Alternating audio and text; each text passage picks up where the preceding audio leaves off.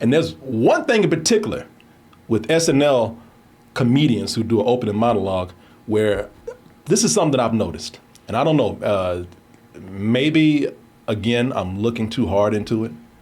But for me, at least for this particular opening monologue, I could not unsee it once I took notice of it. Oh, okay. And I want to know if y'all see the same thing. Hey everyone, join me for my very special brand of sit-down comedy, March 29th at the Broadway Comedy Club. Don't let that stupid face right there fool you. We'll have a good time. Get your tickets by going to doubletoastedny.com or go to doubletoasted.com. It is not often that I watch Saturday Night Live. I have nothing against it. Just I don't know, I'm out or something. I just don't tune in as regularly as I used to and grew up with Saturday Night Live. However, something will happen on there that will trend or get a lot of people talking. And a lot of people were talking about the return of comedian Shane Gillis on the show. And apparently it was kind of a big deal because the man was fired by Saturday Night Live at one time. Mm-hmm. He was a writer. He did something, it was during that time when everybody was catching it, that cancellation. I believe it was on his podcast. He did like an offensive accent. Okay, all right. Well, they ain't got me yet. I do offensive accents all the time. Yeah, the people say it's offensive because you do them badly. Like, what was that? I don't know.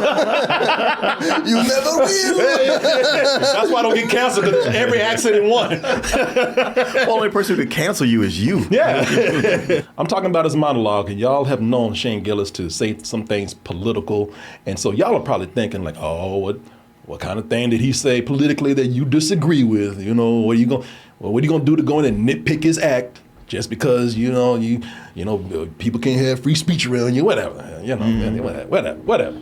You'd be surprised to know that I actually like Shane Gillis. I actually think he's smart. I think he's very funny. Yeah. Yeah, he was great when he hosted the last time, and I saw him at the Comedy Mothership. Not my favorite place to go see comedians, and normally I'm like, but a buddy had an extra ticket. He's like, you want to go? It's my first time to go, and then I was like, oh shit, what's this guy gonna be like? Knowing about him getting fired and all that. He was awesome, and nothing he said, rubbed me the wrong way. No, I do have some criticisms. I do, because one of the things about Shane Gillis, as I do with any comedian that I think is very talented, is that I would tell you right now, I don't think he came 100%. Damn, let me rephrase that. Maybe it would have been a better opening monologue. He done that. Yeah, you got to get that sleep, man. Yeah. Or not. What will he say next? With this delirious ass. So somebody say, hey, Corey. Hey, I'm awake now.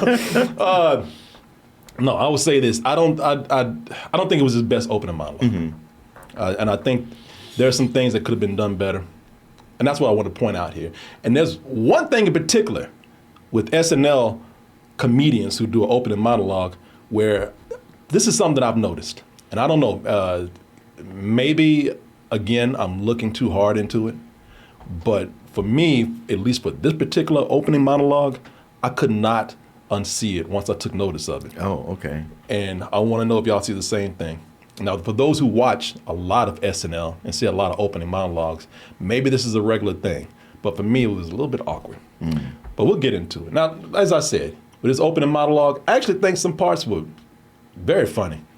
Anytime somebody does a joke about being racist, that appeals to me. I don't know why. That's it. I don't know why. It appeals to my racist side. I don't know. Okay. I don't know. But no, I think... I get enough drunks at bars coming up to me with this conversation. but they're not as funny, No, they aren't. Martin and I, we go to bars all the time, and there are dudes who are either flat out racist or they think they're being cool and they still are racist. Now, if they were as funny as Shane Gillis, I'd be happy with that. Okay. I'd welcome it. I'd say, Martin, who's the funniest white dude? Yeah, sir, come here. You look like a Shane Gillis. You look like a recovering racist. Come on over here. No, they're never recovering. No. We're recovering when we leave. No, they're just getting started. Yeah. They ain't covering shit. Ain't covering or recovering anything. So yeah, he said he made a joke that I thought was pretty funny, man. There's a thing white guys do that whenever they're dating a woman for the first time, they always ask them eventually, have you ever, see, I didn't even finish. Every one of you. And a lot of guys, they did finish it at home. Because the question is, if they're dating a new girl, they're like, you ever date a black guy? You know, we knew what he was going to say. That's what makes it funny. Yeah. Because, I mean, we know that's true. Yeah, well, what makes it funny is that he didn't finish it. It finishes itself. Shit, we all finished it for him. Yeah. Yeah, he made it. And if you watch the rest of the joke, it's actually very funny. He told some Trump jokes. Not offended. I don't, like I said, you can tell a joke about anything. If I think it's funny, then it's funny. Because he did point out how it's just ridiculous some of the things that Trump is doing in his first few weeks of being president. Yeah, you guys are having fun. He's already hitting us with like 5th grade level ideas, which is fun. Greenland? Ooh. Now I want Greenland. I never even thought about Greenland. Now it's all I think about. Okay, so as it goes on, maybe it worked for some people. That's one of the jokes where I thought, all right, that's chuckle worthy, but it doesn't feel completely fleshed out. Yeah. You know, maybe he worked on this a couple of days before the show or something, and it's just, I felt like it was one of those jokes you try at a small bar. Yeah. And you, okay, yeah. You kind of workshop it somewhere else. There you go. Yeah. And it's, you know, and it has the potential is there. Now, you know, we get into some political jokes that just, and again, none of my politics are involved. It's just like, yeah, we know already. You know, but this has been joked about, talked about, and said several hundreds of times before. My favorite thing about Biden was in between teleprompters, his face would go back to being dead. You remember that? He'd be out there like, ah! I'm serious. So, you know, to me, it's like, yeah, it's being chuckle worthy, but Biden's old.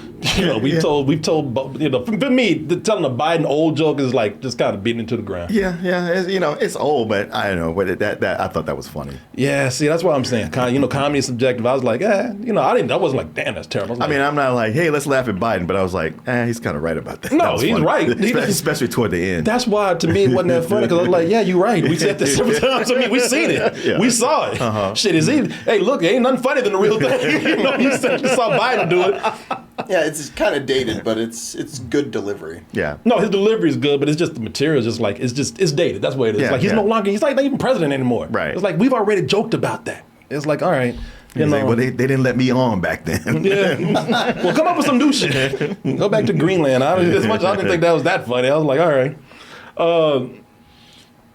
But, you know, nothing terrible. But then I think I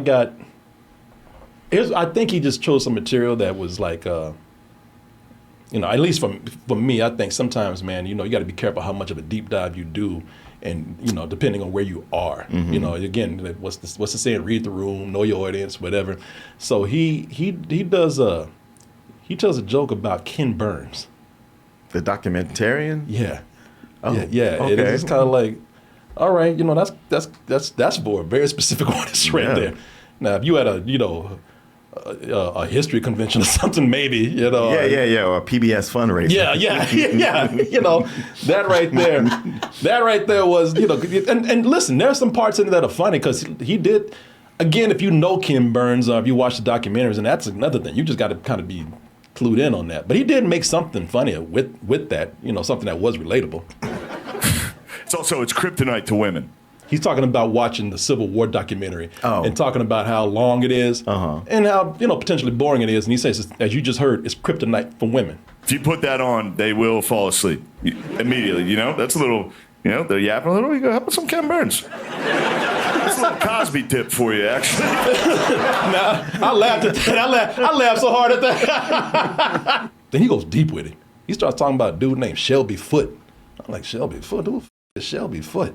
All right, Shelby's this old Southern guy who's clearly cheering for the South. And he's talking, he's like, oh, the South had some fine gentlemen. He's like, all right, Shelby, take it easy. Now, people still tell me, who Shelby Foote? I think with that joke, it doesn't really matter if you know it. He delivered it in a way where you got the idea of who it was. Yeah, you ask him himself how that went. Because even he admitted, like, yeah, this ain't going nowhere. Oh, really? I'm going to show him. I'm not a historian, but I know that didn't happen. No, that real conversation was like, ah! All right, I don't know how to get out of this joke. Because I was watching it, I was like, somebody said, "You know the old footsie?" I know your foot, but yeah, it was like because before that I was thinking like I don't think this is going anywhere. It happens. Yeah, no, it does. No, it happens to a lot of people. Yeah. But then he just kept going after the joke didn't work anymore. The only way I can think to get out of it is Shelby. Shelby is the funniest guy. Like, we don't care about no goddamn Shelby. Just leave Shelby alone, man. We like when it like you say I don't know how to get out of this joke kind of works when you get that laugh and you just kind of leave it behind. I think. Well, because he probably had all the extra material. Yeah, and he has some more minutes left. Yeah, and sometimes comedians will, they find they've dug themselves into a hole and they're like, all right, now the real challenge is to see if I can get out of it, and not by just stopping it. But if I can like get that next joke that hits and dig myself out, and that's more of a triumph. Sometimes you make it, a lot of times you don't. Yeah, didn't really dig out of that right there. Yeah. But again, it happens. It happens. Yeah, it happens all the time, man. All comedians, get to a point where that's why I say this felt like something that is being tried out at a small club. Yeah. Instead of, he didn't hit hard like some of the other pros out there, like Dave Chappelle. Sure. But he may have done this at a small club where they went nuts for it, only to get here and like, oh wow, you guys are not into this at all. Now what do I do? this material killed all last week. Yeah. And the thing is, like a room like the Cellar or whatever, the rhythm is way different in there than it is on SNL. No, it is. But I think one of the things I look at here that felt weird to me, because I watched some comedians on there, and when they're good, you know who's laughing? It's the band. The band. Yeah. The band is laughing. Yeah. I can see where you're going with that. I couldn't and I was chuckling at some of the things he said, but that band didn't do shit. That band turned into they were like animatronics that shut down. like Medusa walked in the room behind you, and they all just turned to stone. And they all froze. It was almost like they turned into a postcard or something. So listen, every clip that I watch, now I want y'all to see something. Every clip I played, especially this brother back here, you want to talk about Medusa, he was the first one that looked upon her gaze. Oh boy. Like that dude, you see, look at every clip. That dude don't move. None of them really moved. This dude is chuckling a little bit. Yeah. But the rest, man, listen, I'm gonna show y'all every clip. And watch the band. It's a weird thing to ask. You shouldn't do it. You want to be like on Tinder, like, have you ever had sex with a black guy before? They are not moving at all, man. Oh, that's so weird. That joke worked when he didn't say what it was, but the longer he went with it, the more it's like, all right, we already got it. This is not me. Really okay, you see, I'm not nitpicking on the guy. You see what I'm saying? Because I like, but you see what I'm saying? Where it's like, there are points you should have cut it off, or it could be tighter. Yeah. Leif Erikson's trick from 1,000 years ago made it all the way. This brother is not amused, man, back there. I got one theory. I got one theory too, that they all just gonna topple over like cardboard. I think that maybe he heard it during rehearsal and he's like, all right, I'm focused on the music I gotta play. Yeah, maybe they heard the jokes during rehearsal, so they're not really funny, or they just don't like Shane Gillis. Maybe they don't. I don't know. I don't know what they but I've seen comedians where they laugh. Yeah. And you see them smile. Yeah. Especially a dude with the white hair. They'll cut to him laughing. Shit, not today. Yeah. Look, I get it. You guys are pretty liberal here. In fact, that brother, I mean, it's like a wax museum back there. And again, I'm not cheering them on against Shane Gillis. Yeah. It's like, but once I saw that, I kept watching him the whole time. And they didn't. This dude he was enjoying the show. He was chuckling a little bit, and I think it's a little blurry. She might have smiled, but the rest of them they are not moving at all.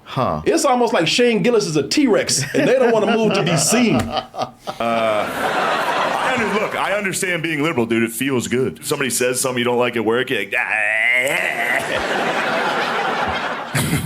like, like they didn't even like budging the shift. Their ass in the chair. No one's coughing, or no one. And at first, I would have thought that maybe he was on a green screen, and that was like a background picture, except for this dude smiling all the time. So, and I mean, like, these. I'm not showing you like one long clip. I'm showing you like time lapse. Yeah, you know? yeah. Ken Burns presents The History of the Buffalo on PBS. Oh, Ken Burns.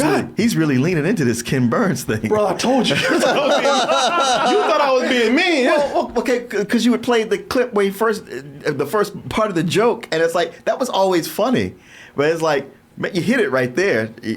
It's a good time to move on to the next thing, but he's still going with it, huh? Okay, well, yeah. I'm not trying to be mean. Yeah. Most of this was just like I just was in. This is the first time I've just seen those freeze. Oh, The band. I've seen like the first time I've seen them just not move at all. I wish you had the clip of Timothy Chalamet's opening monologue, because he was like somebody who came on and the audience loved him, and then the longer he talked, those laughs and the cheers just went down to where it was just silent. I was like, it's a good thing he's not a comedian because he is bombing. And all he's doing is talking. Yeah, but that dude is not a comedian either. You know? Right, but he was trying to be funny, but it was just like, it was like, ugh. You know what? Go back to singing like Bob Dylan. That's the worst, boy. Yeah. When you got somebody who ain't a comedian, don't know what they're doing, and they just bombing. Bombing on TV is next level. I don't think he's bombing, but No, it's just not like at all. it's just it's just. You see what I'm saying? Yeah, It's yeah. just, I'm not criticizing. I'm just saying it just feels like it could have been tighter. It could have been worked out. tighter, yeah. But I was just amazed at how still they were back there. This month he's performing in front of a freeze frame. Right. He gets done and the backdrop falls over. Yeah, he's coming in. Brought down the house. I am not trying to rag on Shane Gillis, man. I think I was just amazed by just the musicians. I mean, like I said, every clip that brother's the same. This is 7 minutes, y'all. But when it's over, they just come and wheel him off. It's an optical illusion. It's like when the band stops playing, they just pull the plug and they just shut down. Like you say, like it's Chuck E. Cheese. Chuck E. Cheese, yeah. They like the Rockefeller explosion or some shit. Because he loves the South. He's almost like sexual how much he loves the South. Okay, he's moving now. He talks about it. He's like, oh, the women gathered and He must have had a fly land on his back or something. Yeah. I guess it's more of a question because you watch probably more SNL than I do. You know, is the band usually like that? I mean, a lot of times I don't notice them, but with Dave Chappelle, I really did. But I don't know. I feel like I usually see them back there smiling. Yeah. I was like, I'm not even looking for a smile, a sign of life. And so somebody, scratching their nose or something. town when the Southern soldiers march through. They love the pageantry. I may never see you again. Oh, how I wish I could kiss your sweet, supple lips. No, see, y'all thought I was, because early on people thought, oh, you in here picking on Shane Gillis. That's some petty shit, man. Y'all, you see what I'm talking about now? Yeah. Yeah, I'm not trying to hurt nobody. Before I go into battle, I do have but one question for you. Okay, we got a smile. My man smiled a little bit. Yeah, he's the one who smiles. Yeah, mainly because you're like, thank God, this is almost done. Well, he just start playing it before you just finish. All right, enough of this shit. Dun, dun, dun, dun, dun, dun. So this dude smiled a little bit. This man ain't having it. No, he's not. In fact, he's looking like he's giving nothing. Yeah. I ought to jump down there and beat your ass. I do have but one question for you. You ever, Okay, all right, call back. Yeah, okay. Yeah. Yeah. Yeah, that was funny. That was funny. Yeah. All right. There you go. I'm not trying to pick on nobody. That was just weird to me. Hey, you got to smile out of the guy before it was done. Yeah. He didn't move, but Well, his lips moved. It'd be funny if when he was done, that guy in the back left was like, all right, yeah. he got tears coming out his eyes. You can't see. This guy is incredible.